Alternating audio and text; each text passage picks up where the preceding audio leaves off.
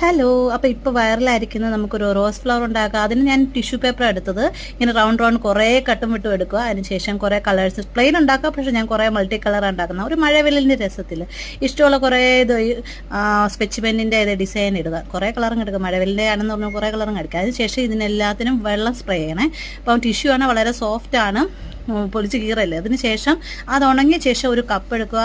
കപ്പിൻ്റെ മുകളിലേക്ക് ഈ ടിഷ്യൂ എല്ലാം അടിച്ചടിച്ച് ഇങ്ങനെ നിരനിരയായിട്ട് വെക്കുക. അതിൻ്റെ ഇടയിൽ ഇച്ചിരി ഗ്ലൂ വെച്ച് ഒട്ടിക്കണം, അല്ലെങ്കിൽ ഊരിപ്പോകും കേട്ടോ. ഗ്ലൂ വെക്കുക, പിന്നെ പേപ്പർ ഒട്ടിക്കുക, പിന്നെയും ഗ്ലൂ വെക്കുക, പിന്നെയും പേപ്പർ വെക്കുക.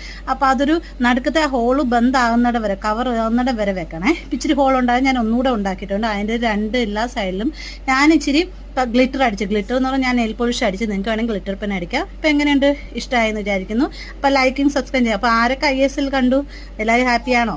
അപ്പോൾ ആരൊക്കെയാണ് ഫുട്ബോൾ ഫാൻ എന്ന് കമൻറ്റ് ചെയ്യണേ. ഓക്കേടാ, ബൈ.